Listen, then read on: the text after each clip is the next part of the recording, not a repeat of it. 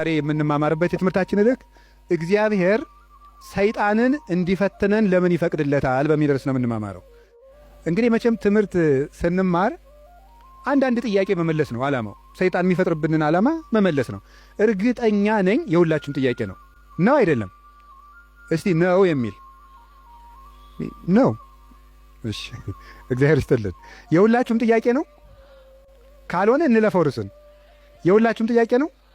እሺ በብዙ ሰው የማያምኑ ሰዎችም ይህንን ይጠይቃሉ። እግዚአብሔር መልካም ከሆነ ለምንድን ነው እንደዚህ ያለ ችግር ሲደርስብን ዝም የሚለን? ለምን ዝም ይላል እግዚአብሔር የሚል ነገር አለ። መጽሐፍ ቅዱስንም ስናነብ የሚጋጭ የሚመስል ነገር ብዙ ነገር ታገኛላችሁ። የመጀመሪያው እግዚአብሔር ባህሪው መልካም ነው። ባህሪው መልካም ነው። በሱ ዘንድ ክፉ የለም። አልወ ጽልመት ውስተ መክፈልታቲሁ። በእግዚአብሔር በባህሪው ኃጢአት የለበትም፣ ነውር ነቀፋ የለበትም። እስመ ንጹሕ አጠባያቲሁ ለእግዚአብሔር። የእግዚአብሔር ባህሪ ሁሉ ፍጹም ንጹሕ ነው። እግዚአብሔር ባህሪው ንጹሕ ነው። ፈቃዱ ደግሞ መልካም ነው። ኄር እግዚአብሔር ለእለ ይትዔገሥዎ ወያድኅኖሙ በጊዜ ምንዳቤሆሙ። እግዚአብሔር ለሚታገሱት ሁሉ እግዚአብሔር መልካም ነው፣ በመከራ ቀንም መሸሸጊያ ነው ይላል ትንቢተ ናሆም ምዕራፍ 1 ቁጥር 7 ላይ። እግዚአብሔር መልካም ነው፣ በመከራ ቀንም መሸሸጊያ ነው። እግዚአብሔር መልካም ነው፣ በመከራ ቀንም መሸሸጊያ ነው። ወምስካኢነ ውእቱ አምላኩ ለያዕቆብ። የያዕቆብ አምላክ መጠጊያችን ነው። ወበይንተዝ ኢንፈርህ ለማድለቅለቀት ምድር ወለመኒ ፈለሱ አድባር ውስተ ልበ ባሕር። ስለዚህ ተራሮች ተነስተው ወደ ባህር ልብ እንኳን ተነስተው ቢገቡ ወይም ቢነቀሉ አንደነግጥም፣ የያዕቆብ አምላክ መጠጊያችን ነውና። ይሄ እግዚአብሔር መልካም እንደሆነ ነው የሚያሳየው። እግዚአብሔር ያበርህ ሊተ ምንትኑ ያፈራህኒ። እግዚአብሔር ብርሃኔና መድኃኒቴ ነው፣ የሚያስፈራኝ ምንም የለም። እግዚአብሔር ምእመና ለሕይወቴ። እግዚአብሔር የሕይወቴ መታመኛዋ ነው። ምንም የምፈራው ነገር የለም። እመኒ ጸብአኒ ተአይን እይፈራህኒ ልብየ። ሰራዊት እንኳን ከቦ ቢወጋኝ እግዚአብሔር መታመኛዬ ነውና አልፈራም ይላል። ስለ እግዚአብሔር ብርሃን ነው። እግዚአብሔር መድኃኒት ነው። እግዚአብሔር መልካም ነው። እሱ ራሱ ኖራል። አነ ውእቱ ኖላዊ ኄር ዘበአማን። እኔ እውነተኛ እረኛ መልካም እረኛ እኔ ነኝ ይላል። በጎ እረኛ እኔ ነኝ። እንኳን በአፋ ሆኖ መጠበቅ ይቅርና ራስን አሳልፎ በመስጠት እንኳን የሚጠብቅ እረኛ ነው እሱ። እግዚአብሔር ንጉሥ ሆኖ መጠበቁ፣ አምላክ ሆኖ መጠበቁ፣ በሰማያዊት መንግሥቱ በግርማ መለኮቱ ሆኖ መጠበቁ ድንቅ ነው። ከዚያ ያለፈ ደግሞ የሚደንቀው ራሱን በመስጠት የጠበቀን እረኝነት ግሩም ነው። ለእኛ ራሱን አሳልፎ መስጠቱ። እግዚአብሔር እኔ ቸር እረኛ ነኝ ብሏል። እኔ ቸር እረኛ ነኝ፣ በጎቼም እኔን ያውቁኛል፣ ድምፄንም ይሰማሉ። በእኔ በኩል የሚገባ ይድናል። እኔ በጎች በር ነኝ። ዘዋንታቤ ውእቱ ይድህን። በእኔ በኩል የሚገባ ይድናል። ይበው ወይ ወፅ፣ ይገባል ይወጣል። ወይ ረክም ራእየ፣ መሰማሪያም ያገኛል ይላል። ስለዚህ በጎቼ እኔን ያውቃሉ፣ እኔም በጎቼን አውቃለሁ። አልቦ ዘየሐይደኒዮን እምዴ፣ በጎቼን ከጄ የሚነጥቃቸውም ከቶ የለም ይላል። እንግዲህ እግዚአብሔር ጠባቂያችን ነው፣ እረኛችን ነው፣ መልካም ነው፣ ቸር ነው። እግዚአብሔር ሰው እንዲጠፋም አይፈልግም። ኢፈነወ እግዚአብሔር ለወልዱ ከመ ይትሐጐል ኩሉ ዓለም አላ ከመ ይሕየው። እግዚአብሔር ዓለም ሁሉ እንዲድን እንጂ እንዲጠፋ ልጁን አላከውም ይላል። እግዚአብሔር ዓለም ሁሉ እንዲድን ነው እንጂ እንዲጠፋ አይፈልግም። ቅድምም ብፁዕ አባታችን እንደጠቀሱልን ጢሞቴዎስ ምዕራፍ 2 ቁጥር 1 ላይ ሲናገር ዘይፈቅድ ይሕየው ኩሉ ዓለም ዘአነ ቀዳሚሆሙ ለኃጥአን። የኃጥአን መጀመሪያቸው የምሆን እኔንም ጨምሮ ዓለም ሁሉ እንዲድን የሚወድ እግዚአብሔር ይላል ቅዱስ ጳውሎስ። ዓለም ሁሉ እንዲድን የሚወድ እግዚአብሔር የሚወደው ዓለም ሁሉ እንዲድን ነው። ወይኩን ፈቃድከ እንላለን። ፈቃድህ በሰማይ እንደሆነች እንዲሁም በምድር ትሁን እንላለን። ቅዱስ ዮሐንስ አፈወርቄን ሲተረጉም ፈቃዱሰ ለእግዚአብሔር ድኅነተ ዓለም ውእቱ ይላል። ፈቃድህ ይሁን እያልን እንጸልያለን። ፈቃዱ ምንድን ነው ይልና የእግዚአብሔር ፈቃዱ ዓለም እንዲድን ነው ይላል። ሰዎችን ሁሉ ይወዳል፣ ለፍጥረት ሁሉ ይራራል እግዚአብሔር። ፍጥረትን እግዚአብሔር እንኳን እሱ ይቅርና ቅዱሳን ቸሮች ናቸው። የቅዱሳን ቸርነት ከሰው አንሶ እስመ ነፍሰ ጻድቅ ይትራራ ላዕለ ነፍሰ እንስሳው። የጻድቅ ሰው ነፍስ ለእንስሳ እንኳን ይራራል ይላል። ጻድቅ ለእንስሳ እንኳን የሚያዝን ነው። እግዚአብሔርን ተውት። አንድ ሰው እግዚአብሔርን መምሰል ሲጀምር ለእንስሳ እንኳን የሚያዝን ይሆናል። ለእንስሳት የሚያዝን ይሆናል። ዛሬም ድረስ አሉ ለእንስሳት የሚያዙ። በገጠር ያሉት ያዝናሉ፣ የከተማው ሰው እንጃ ያላውቅም፣ ከተማ ስለማልኖር። የገጠር እናቶች ጤፍ እንኳን ሲያበጥሩ ለወፎቹ ይተውላቸዋል፣ እንዲለቅሙ ይተውላቸዋል። ለዝንጀሮ ይተዋል። በኦሪት ዘዳግም ማለት ቃርሚያ በቃረምክ ጊዜ አዝመራህን ጨርሰህ አትጨደው፣ ለድሃና ለአውሬ ተው ተብሏል። ርኅራኄ የብሉይ ኪዳንም የአዲስ ኪዳንም አስተምሮ ነው። ጥጃውን አርደህ በእናቱ ወተት አትቀቅለው ይላል። የቸርነት ሥራ ነው ይሄ። ርኅሩሁን ነው። በእናትና በልጅ መካከል ገብተህ ጭካኔን አታድርግ ማለት ነው። እናትና ልጅን መለየት ጭካኔ ስለሆነ እግዚአብሔር እንኳን ለሰው እናትና ልጅ ይቅርና ለእንስሳት እናትና ልጅነት የሚያዝን ርኅሩህ ነው። እግዚአብሔር ለእንስሳቱ ርኅራኄ ሰርቶላቸዋል።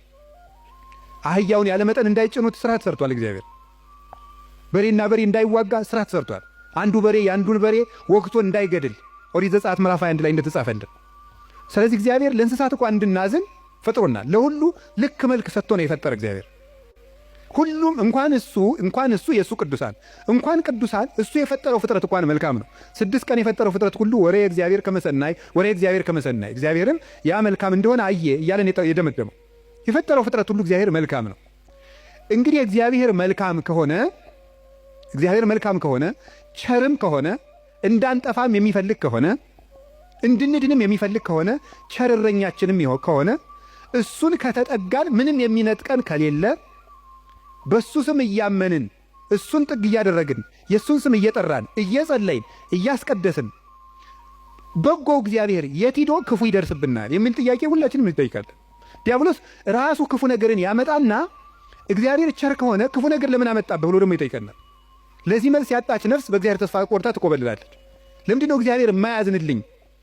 አንዳንድ ጊዜ ደግሞ እንደውም በተለይ ያሁኑ ትውልድ ምን ብሎ ሊጠይቅ ይችላል? ቆይ እግዚአብሔር በእኔ ስቃይ ደስ ይለዋል ይላል። እግዚአብሔር በእኔ ስቃይ ደስ ይለዋል ወይ? ለምንድን ነው እኛ ስንሰቃይ ዝም የሚለው የሚል ጥያቄ እዚሁ ጋር የሚያያዝ አንድ የመጽሐፍ ቅዱስ ጥቅስ ላንሳላችሁ። አነ ውእቱ እግዚአብሔር ዘፈጠርኩ ብርሃነ ወገበርኩ ጽልመተ። ብርሃንን የፈጠርኩ እኔ ነኝ፣ ጨለማንም የሠራሁ እኔ ነኝ። አመጽ ሰላመ እፈጥር ሰላመ ወእገብር እኪተ። ሰላምንም አመጣለሁ ክፋትንም እፈጥራለሁ። አነ እግዚአብሔር ፈጠርኩ ዘንተ ኩሎ።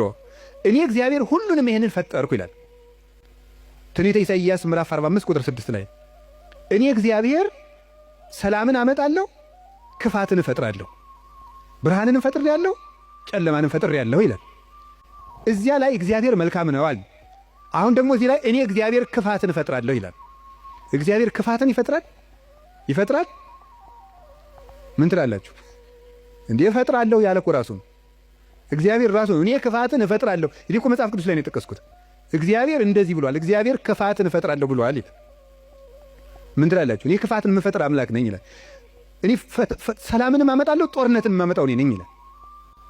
ከዚያ መልሶስ ደግሞ ምን ይላል? ደግሞ መልእክተ ያዕቆብ ምዕራፍ 1 ቁጥር 3 ላይ ኢያሜክር እግዚአብሔር በእኩይ ይላል። እግዚአብሔር በክፉ ማንንም አይፈትንም ይላል። እንዴት ያለ ነገር! እግዚአብሔር በክፉ ማንንም አይፈትንም። ኢሳይያስ ላይ ደግሞ እኔ እግዚአብሔር ክፋትን እፈጥራለሁ። አልተጋጨም? ተጋጭቷል? እሺ አልተጋጨም። አንስታሴዎስ የሚባል ሊቅ ምን ብሎ ይናገራል? መጽሐፍ ቅዱስ ተጣልቶ አያውቅም። መጽሐፍ ቅዱስ የተጣላ መስሎ የሚታየን እኛ ከመጽሐፍ ቅዱስ ጋር ስለተጣላን ነው ይላል። አንተ ከመጽሐፍ ጋር ስትታረቅ መጽሐፍ ተጣልተው አያውቁም ብሎ ይናገር። ስለዚህ እግዚአብሔር መልካም ነው። እስቲ እግዚአብሔር መልካም ነው በሉ። እግዚአብሔር ቸር ነው በሉ። ሰው ሁሉ እንዲድን ይፈልጋል፣ ይረዳናልም። ልብ በሉ። እንዲያውም ምንድን ነው የሚለው? ወይ ፈቅድ ምክንያት ለድኂን። እግዚአብሔር ሰውን ለማዳን ምክንያት ይፈልጋል። ሰውን ምክንያት ፈልጎ ነው የሚያድን እንጂ ቆይ እስቲ በገሌ በምን ልፍረድበት አይደለም የሚለው። የሚያድን ነገር ከዚህ ሰውዬ ምን ላግኝ፣ እንዲሁ ምን አይቼ ልማረው ነው የሚለው እንጂ እግዚአብሔር እንዲሁ በገሌ በምን ልፍረድ ይችንም ልመዝግብ አይደለም የሚለው። ኃጢአትን ብትቆጣጠር ኑሮ በፊት ማን ይቆማል ያለ ዳዊት ይሄን። ኃጢአትን ብትቆጥር በአንተ ፊት የሚቆም ማንም አይቆምም። ቸርነትን ነው የሚቆጥር። እግዚአብሔር ሰውን ለማዳን ተግቶ የሚሻ አምላክ መሆኑን የምታዩት ሰውን ለማዳን ወርቅ እፈልጋለሁ ቢል ኖሮ ወርቅ ስንት ሰው ይኖረዋል? እግዚአብሔር ግን ሰውን ለማዳን እስከ ውሃ ዝቅ ያለ አምላክ ነው። ቀዝቃዛ ውሃ የሰጠ ይድናል አለ። ምን ማለት መሰላችሁ? እስከ ትንሹ ነገራችሁ ድረስ እናንተን ለማዳን እወርዳለሁ። ውሃ ማንም ሰው ሊያገኘው የሚችለው ነው። ሌላ መንፈሳዊ ትርጉም አለው። ውሃ የሰጠ የተባለ ይላል ቅዱስ ቄርሎስ። ሰው ምንም ነገር ቢሰጥ በእግዚአብሔር ዘንድ ውሃ ነው። አካልህን እንኳን ለእግዚአብሔር ቆራርጠ ለሰማዕትነት አሳልፈ ብትሰጥ ለእግዚአብሔር ግን ውሃ እንደ መስጠት ነው። ምክንያቱም ያ አካል የራሱ ነው። እግዚአብሔር ደግሞ ለአንተ ያደረገልህ ነገር ያንተ አካል ቢቆራረጥ እንኳን የማይመጥን ነው። ስለዚህ ለእግዚአብሔር ምንም ነገር ብንሰጥ ውሃ ነው። አካል እኮ መስጠት ቢሆን ውሃ ነው። እንደዚያ ከሆነ እግዚአብሔር እንደዚህ ያለ መልካም አምላክ እንዲህ ያለ መልካም አባት ከሆነ ለእኛ የሞት አምላክ አኮ በመላክ አኮ በተንባል መልአክ ልኮ አማላጅ ልኮ ሳይታረቀን ራሱ መጥቶ ከታረቀን እስከዚህ ድረስ ሰው የሚወድ አምላክ ከሆነ ለምንድን ነው እግዚአብሔር ክፉ የሚያመጣብን የሚል ጥያቄ ይኖራል። እግዚአብሔርስ በክፉ ይፈትናል ወይ? መልሱ አይፈትንም ነው። እስኪ አይፈትንም በሉ። እግዚአብሔር በክፉ ይፈትናል አይፈትንም? እግዚአብሔር ክፉ ይፈጥራል አይፈጥርም? እስኪ ንገር፣ ይፈጥራል አይፈጥርም? አይፈጥርም። እግዚአብሔር እንዴ እፈጥራለሁ ብሎ አላልክም ቅድም ልትሉ ትችላላችሁ። እግዚአብሔር ክፉ አይፈጥርም። ታዲያ ምን ማለት ነው? ክፉ ሲመጣ ዝም ይላል ነው። እስኪ በሉ ንገሩ እንጂ ክፉ ሲመጣ እስኪ ለምሳሌ እንዲህ የሚል ነገር አለ። ሮሜ ምዕራፍ 13 ቁጥር 1 ላይ እስመ ይሰየም መኮንን ዘእንበለ ዘእምኀበ እግዚአብሔር ይላል። ያለ እግዚአብሔር ፈቃድ ባለስልጣን አይሾምም ይላል። አይ በደንብ ስሙ። ያለ እግዚአብሔር ፈቃድ ምን አይሾምም? እና እንግዲህ ሁሉም ባለስልጣን እግዚአብሔር እየፈለገ ነው የሾመው ነው? አዎ አይደለም? ሁሉም ባለስልጣን ማለት ነው። እንደው የዛሬዎችን መገምገም ከፈራችሁ የድሮዎችን ገምግሙ፣ ችግር የለም። እውነቴን እኮ ነው ማለት ነው። ቢያንስ የድሮዎቹ መጥተው ምንም አያረጉንም ማለት ነው። ስለዚህ የድሮዎቹን መገምገም ትችላላችሁ። እና እንደው ሁሉንም እግዚአብሔር የወደደ የተሾሙ ናቸው። ምን ይመስላችኋል? ይሄ እግዚአብሔር ክፉ ነገር ሲመጣ ይፈቅዳል ነው። እስቲ ይፈቅዳል በሉ። ይፈቅዳል የሚለው ነገር ፈቃድ እግዚአብሔር የሚባለው ሁለት ትርጉም አለው። ፈቃድ እግዚአብሔር የሚባለው አንደኛው ውዴታ ነው። ሁለተኛው ደግሞ ይሁን ማለት ነው። የእንግሊዘኛ ቃላትን ለመጠቀም ይቅርታ አድርጉልኝ፣ ልጠቀም ነው ገና ስለ ቅርብ ለማድረግ ለእናንተ እንዲመቸኝ ነው። የመጀመሪያው ምን ይባላል? ፐርሚሽን ይባላል። እስቲ ፐርሚሽን በሉ እንጂ። ሁለተኛው ዊል ይባላል። እስቲ ዊል በሉ። እሺ ፐርሚሽን ማለት ምን ማለት ነው? እናንተ ኃጢአት ስትሰሩ እኔም ስሰራ እግዚአብሔር ይፈቅድልናል። ምን ማለት ነው ይሄ? ይፈቅድልናል ማለት እግዚአብሔር እኔ ኃጢአት ስሰራ ደስ ይለዋል ማለት ነው። ይሄ ምን ለሚባለው ፐርሚሽን ይባላል። ስራ ከጠቀመ ስራ ነው። ኃጢአት አይጠቅምህም ብዬ ነግሬሃለሁ፣ ይጠቅመኛል ካልክ ስራ ብሎ ይተውሃል ማለት ነው። መተው እሱ ፐርሚሽን ይባላል። ያሰናብተናል። ስለ እግዚአብሔር ክፋት እንዲሰራ ያደርጋል ማለት ክፋት እንዲሰራ ሰዎችን ይተዋቸዋል፣ እንዲሰራ ያደርጋል። ዊል የሚባለው ደግሞ ወዶ የሚሰራውን እግዚአብሔር እንድንጸልይ ይፈቅዳል በሉ፣ እንድንጾም፣ እንድንጸድቅ፣ እንድንታረቅ ይሄ ፈቃድ ነው ይባላል። ይሄ ፈቃድ ማለት ነው ውዴታ፣ ወዶ የሚያደርግልን ነገር። ገብቷችኋል? ልዩነቱ ገብቷችኋል? እሺ ይፈቅዳል ማለት የመጀመሪያው ፈቃድ እግዚአብሔር ነው ይላል። ዝም ብሎ ምንድነው ፈቃድ እግዚአብሔር? ያለ ፈቃድ እግዚአብሔር ባለስልጣናት አይሾሙም ማለት ከየት ነው የምታስገቡት? ክፉ ሰዎች ሲሾሙ ምን ይላቸዋል ነው? ዝም ይላቸዋል ነው፣ ይተዋቸዋል ነው እንጂ ሰዎቹን ናማ እናቴ ተሾምና ሰውን ጨርስልኝ አይላቸው። እግዚአብሔር እንደዚያ ብሎ ይሾም ማለት አይደለም። እንደዚያ ሳይሆን የሚያደርገው እግዚአብሔር ክፉዎች ሲሾሙ ዝም ይላል። ለምንድን ነው ዝም የሚለው? እግዚአብሔር ነው ክፉ ነገር ሲመጣ። ስለዚህ ክፋትን እፈጥራለሁ ማለቱ ክፉ ሲመጣ ዝም እላለሁ ነው። ወይም ምን ማለት መሰላችሁ? የእግዚአብሔር እጅ አጥር ነው፣ ጠባቂ ነው፣ ረድኤት ነው። የእግዚአብሔር እጅ በእግዚአብሔር ለመጠበቅ ያልተገባን ሆነን ስንገኝ እግዚአብሔር አጥሩን ያነሳዋል። ያልተገባን ሆነን ስንገኝ አትጠብቀኝ ስንል ማለት ነው። ምን ማለት መሰላችሁ? መዝሙረ ዳዊት ላይ እንዲህ ይላል። መዝሙር 9 ላይ ውሃ ቋጥለ እግዚአብሔር፣ ኃጢአተኛ ሰው እግዚአብሔርን አወከው ይላሉ ሊቃውንቱ። አወከው ማለት ነው እንዳይምረው ኃጢአት ይጨምራል፣ እንዳይቀስፈው ጥቂት ጽድቅ ይሰራል። ማታ መዝሙር ቀን ዘፈን እንደማለት እያቀላቀላ እግዚአብሔርን አወከው። ወይም ደግሞ ኃጢአተኛ ሰው እግዚአብሔርን አነሳሳው ይላሉ አባቶቻችን። እንደ ደረቅ ሰው ይላሉ። እንደ ደረቅ ሰው እንደው ጣይም አድርጌው ነው እንጂ ሌላ ነው የሚል አንድምታው። ደረቅ ሰው ምን ማለት መስላችሁ?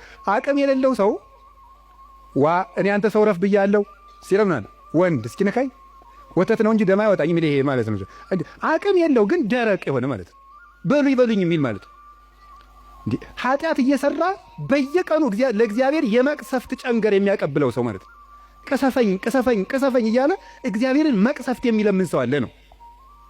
እግዚአብሔር የመዳን ዕድል የመስተካከል ዕድል በሰጠው ቁጥር እየተበላሸ ለእግዚአብሔር የቁጣ በትር የሚያቀብለው ሰው፣ ለዚህ ሰው እግዚአብሔር የጥበቃ ረድኤቱን ያነሳበታል። ልቡ እንዲስተካከል የሚያራራውን የሚገስጸውን ረድኤቱን ሲያነሳው ልቡ ይደነድናል፣ ጨካኝ ይሆናል፣ ያሰናብተዋል። ያን ጊዜ ሰዎች በሙሉ አራዊት አጥር ሲነሳላቸው በተከፈተ ቤት ውስጥ ገብተው እንደሚሰለጥኑት ሁሉ እግዚአብሔር ረድኤቱን ከኛ ላይ ሲያነሳ አራዊት የሆኑ ሰዎች በስልጣን ሊሆን ይችላሉ፣ በጭካኔ ሊሆን ይችላሉ፣ መጥተው እንዲሰለጥኑ ያደርጋቸዋል ማለት ነው። በሰው ላይ እንዲሆኑ ያደርጋቸዋል። እንደተባለው ማለት ነው። አንድ ዲያቆን ነው አይደል የተባለው መቅደስ ውስጥ ቅዱስ ጳውሎስን መልእክት ማንበቡን ትቷሉ የኢዮብን መጽሐፍ ያነባል አሉ። እንዲያው እኮ ይገርማል። እና የሚያነበው ደግሞ አነግስ ብእሴ መደለው የሚለው ነው። አፄ ቴዎድሮስ እያስቀደሱ ነው ይባላል። ጨካኝ ንጉሥ አነግሳለሁ የሚለው ነው የሚያነበው። ጨካኝ ንጉሥ አነግሳለሁ ብሏል እግዚአብሔር የሚለውን ያነባል። ምን ብለው ጨመሩበት እሳቸው? ቀጥሎ ያለውን እሱ ግን አይላትም አውቆ በእንተ ከሕዝብ የሚለውን ጨምረው እንጂ አሉት አሉ። ስለ ሕዝቡ ክፋት የሚለውን ጨምረህ አነበው አሉት። ስለምኑ ክፋት ነው? ስለ ሕዝቡ ክፋት ነው። ስለዚህ ክፉ ነገርን ማን ነው ያመጣው ካላችሁን፣ እኛ በሉ ንገሩኝ እንጂ እኛ ነን ክፉ ነገርን የምናመጣው። እግዚአብሔር ክፉ ነገርን አመጣለሁ ማለት ክፉ ነገር ሲመጣ ዝም እላለሁ፣ አሰናብተዋለሁ ማለት ነው። ፈርዖን በእስራኤል ላይ እንዲሰለጥን ዝም እለዋለሁ፣ አሰለጥነዋለሁ። ለምንድን ነው እግዚአብሔር ክፉ ነገር እንዲመጣብን የሚፈቅድ? አይወደንም፣ ይወደናል። አይፈልገንም፣ ይፈልገናል። አያዝንልንም፣ ያዝንልናል። እና ግንሳ ምን ሆነ? እንዳይጠብቀን እንዲጠብቀን የሚያደርገውን ነገር ሁሉ ቆርጠነዋል። ከእሱ ጋር መዋል አንፈልግም። እሱን በጸሎት ማነጋገር አንፈልግም። ሕጉን መፈጸም አንፈልግም። በቤቱ መኖር አንፈልግም። መታረቅ አንፈልግም። መስማማት አንፈልግም። በምን መልኩ ይጠብቀን? አብሮን ቢኖር ክፉ አይደርስብንም። አብሮን እንዳይኖር ደግሞ ቤታችን ቆልፈናል። እኔ በደጅ ቁሜ አንኳኳለሁ፣ የሚከፍትልኝ ቢኖር እራት እበላለሁ ብሏል። የምንከፍተው እኮ ደጃፋችን መስኮታችን አይደለም፣ ልብ ነው ደጅ ያለው። ያን መክፈት ይጠበቅብናል። በየት ይግባ ክርስቶስ እኛ ጋር ለመግባት? ስለዚህ እንዳይጠብቀን ስናደርግ ክፉ ነገሮች ወደኛ ይመጣሉ። እንደ ቅዱስ ዮሐንስ አፈወርቅ ደግሞ አነጋገር እግዚአብሔር ክፉ ነገር ወደኛ የሚያመጣው አስፈራርቶ ወደ ቤት ለማምጣት ነው ይላል። ምን ለማድረግ ነው? በሉ ንገሩኝ እንጂ። አቤት አስፈራርቶ ወደ ቤት ለማምጣት። ይሄንን ቅዱስ ዮሐንስ አፈወርቅ በምን ይመስለዋል? ልጇ ቁማር እየተጫወተ ባስቸገራት እናት መስሎ ያስተምራል። ቁማር የዛሬውን ቁማር እኔ አላውቅም። የድሮ ሁሉ ቁማር አለ። ምን ግጫ ምናምን ቅልቦሽ የሚባል አለ በገጠር። ይሄ ገበጣ በጣም ብዙ አለ። በቃ የቁማር አይነት የገጠር ቁማር ነው። ይሄ እረኞች የሚጫወት በቁልፍ በምናምን ነው። ያን እየተጫወተ ሲያስቸግራት ምን ታደርጋለች ይላል? ማስክ የለበሱ የሚያስፈራሩ ጎልማሶችን ከጎረቤት ትልክበታለች ይላል። ሕፃን ሆኖ እያካስቸገራት የሚሉ ሰዎች ትልክበታለች። ያ ሕፃን ልጅ በእነዚያ ተስፈራርቶ ምን እንዲያደርግ ይመስላችኋል? እየሮጠ ወደ እናቱ ቤት እንዲመጣ ነው። እንደዚያ የምታደርጉ እናቱ ልጇን ጠልታ ሳይሆን ልጇ ከዚያ ነገር እንዲወጣ የሚያስፈራሩ ሰዎችን ትልክበታለች። እግዚአብሔር ክፉ ነገሮች ወደኛ ሲመጡ ዝም የሚላቸው ዋናው ምክንያት ምንድን ነው ሲባል እነዚያ ነገሮች እንኳን ቢሆን አስፈራርተውን ቃል እግዚአብሔር ስላልመለሰን፣ ምክር ስላልመለሰን፣ ንስሐ አባት ስላልመለሰን፣ መጽሐፍ ስላልመለሰን፣ ስብከት ስላልመለሰን፣ ምንም ነገር ስላልመለሰን ቢያንስ የሚያስፈራሩ ነገሮችን እንኳን መጥተው ወደ ቤቴ ቢመጡ ብሎ ነው። አይታችኋል አይደለም?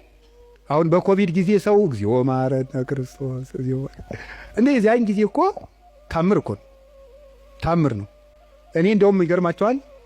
አጠቃላይ እኔ የዛን ጊዜ አንድ ጊዜ በኮቪድ ጊዜ አንድ ወረዳ ገጠር ወረዳ ላይ ሄጄ ነበርና መነኮሳት ጓደኞች አሉኝ አባቶች።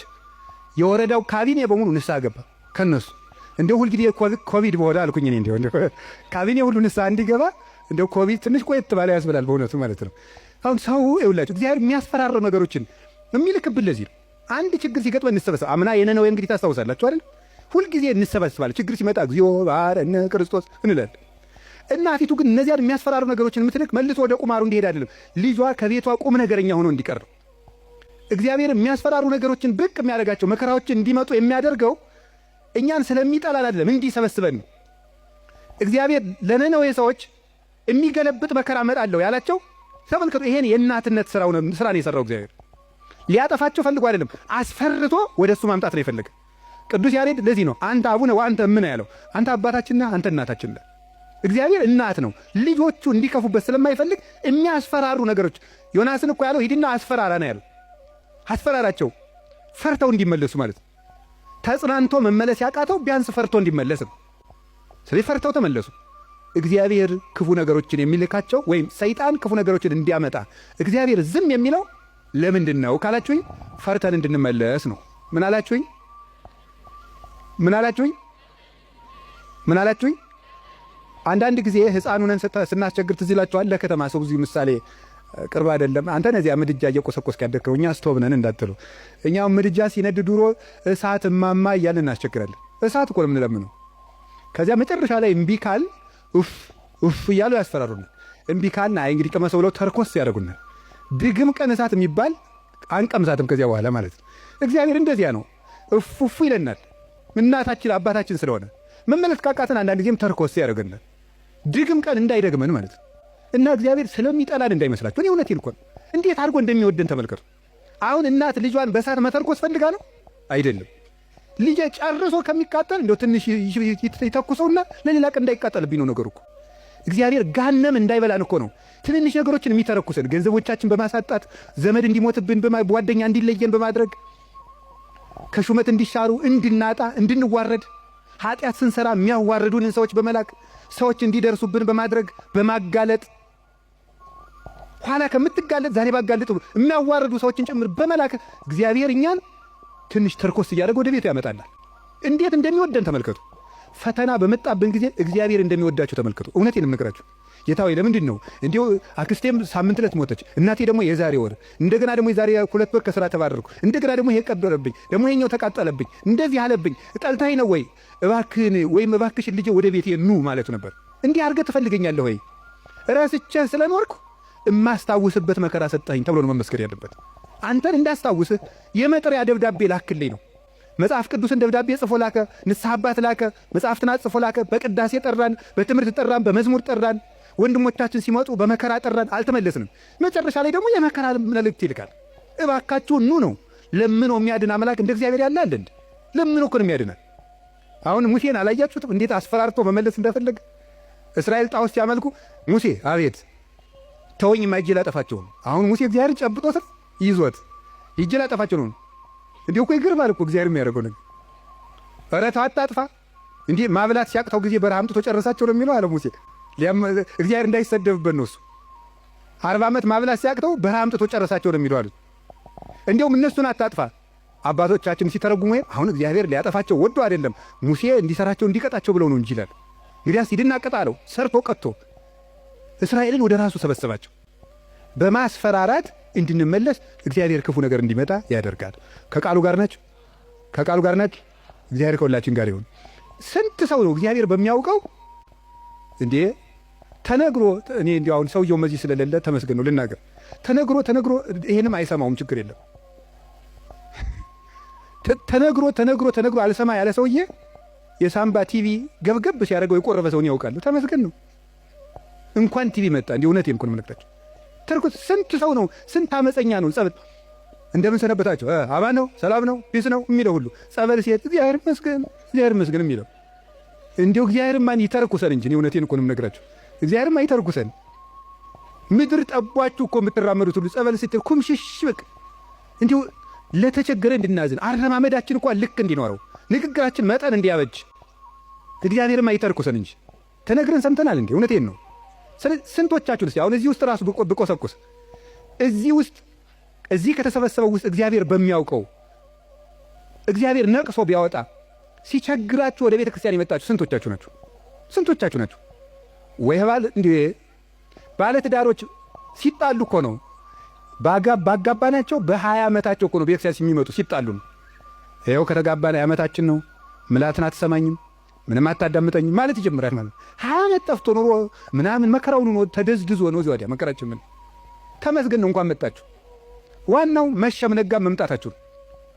ስለዚህ እግዚአብሔር ሰው ሁሉ ራሱን እንዲጠላን ሊያደርግ ይችላል። እንድንመጣም ከፈለገ እግዚአብሔር ሰው እንዲጠላን አያደርግም። ሰው እንዲጠላን ሰይጣን ሲያደርግ ዝም ይላል።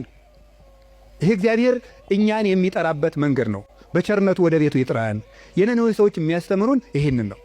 እኛም ነገ ከነገ ወዲያ አሁን ሁላችሁም ችግር ካለባችሁ እግዚአብሔር ጠልቶኝ ነው አትበሉ። እግዚአብሔር ወደ ቤቱ ሊጠራ ይፈልጎ ነው ማለት